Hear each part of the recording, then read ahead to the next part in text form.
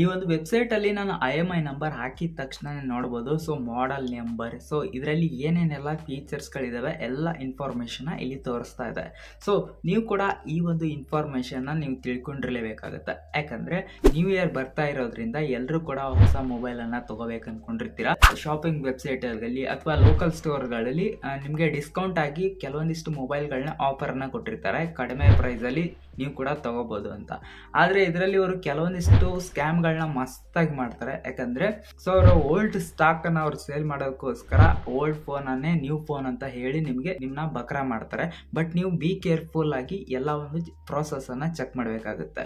ಆನ್ಲೈನಲ್ಲಿ ಅಥವಾ local ಸ್ಟೋರಲ್ಲಿ mobile ತೊಗೊಂಡ ತಕ್ಷಣ ಅದರ IMEI ನಂಬರ್ನ ತೊಗೊಂಬಂದು ಈ ಒಂದು ವೆಬ್ಸೈಟಲ್ಲಿ ನೀವು ಪೇಸ್ಟ್ ಮಾಡಿ ಅದರ ಸರ್ಚ್ ಮಾಡಬೇಕಾಗುತ್ತೆ. ಸರ್ಚ್ ಮಾಡಿದಾಗ ನಿಮ್ಗೆ ಇಲ್ಲಿ ಅದರ ಮಾಡೆಲ್ ನೇಮ್, ಯಾವಾಗ ರಿಲೀಸ್ ಆಗಿದೆ, ಎಷ್ಟು ಸ್ಟೋರೇಜ್ ಇದೆ, ರ್ಯಾಮ್ ಎಷ್ಟಿದೆ, ಇಂಟರ್ನಲ್ ಸ್ಟೋರೇಜ್ ಎಷ್ಟಿದೆ, ಎಲ್ಲದನ್ನು ಕೂಡ ನಿಮಗೆ ಕಂಪ್ಲೀಟ್ ಆಗಿ ಇನ್ಫಾರ್ಮೇಶನ್ ಕೊಡುತ್ತೆ. ನೆಕ್ಸ್ಟ್ ಪ್ಲೇಸ್ಟೋರಲ್ಲಿ ಈ ಒಂದು ಆ್ಯಪನ್ನು ಇನ್ಸ್ಟಾಲ್ ಮಾಡ್ಕೊಳ್ಳಿ. ಇನ್ಸ್ಟಾಲ್ ಮಾಡಿಕೊಂಡು ಈ ಮೊಬೈಲಲ್ಲಿ ಇರೋಂಥ ಎಲ್ಲ ಒಂದು ಫೀಚರ್ಸನ್ನು ಚೆಕ್ ಮಾಡ್ತಾ ಹೋಗಿ.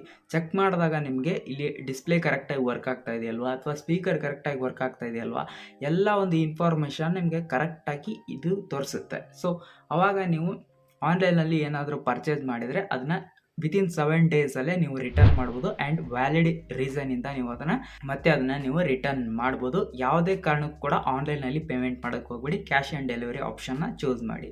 ಆ್ಯಂಡ್ ಟೆಲಿಗ್ರಾಮಲ್ಲಿ ಇದರ ಸುದ್ದಿಗೆ ಹೋಗೋಕ್ಕೆ ಹೋಗ್ಬೇಡಿ ಅಂತ ಹೇಳ್ತೀನಿ. ಆ್ಯಂಡ್ ನೆಕ್ಸ್ಟ್ ಲೋಕಲ್ ಸ್ಟೋರಲ್ಲಿ ಹೋದರೆ ಸೊ ವಿತ್ ಬಿಲ್ ಬಾಕ್ಸನ್ನು ನೀವು ಎಕ್ಸ್ಪೆಕ್ಟ್ ಮಾಡಲೇಬೇಕಾಗತ್ತೆ ಅವ್ರ ಕಡೆಯಿಂದ. ಸೊ ಇದಿಷ್ಟು ನೀವು ಇನ್ಫಾರ್ಮೇಷನ್ನ ತಿಳ್ಕೊಂಡಿದ್ರೆ ಸೊ ನಿಮಗೆ ಯಾವುದೇ ಥರ ಸ್ಕ್ಯಾಮ್ ಆಗಲ್ಲ ಅಂತ ಹೇಳ್ತಾ ಸಿಗೋಣ ನೆಕ್ಸ್ಟ್ ವಿಡಿಯೋದಲ್ಲಿ.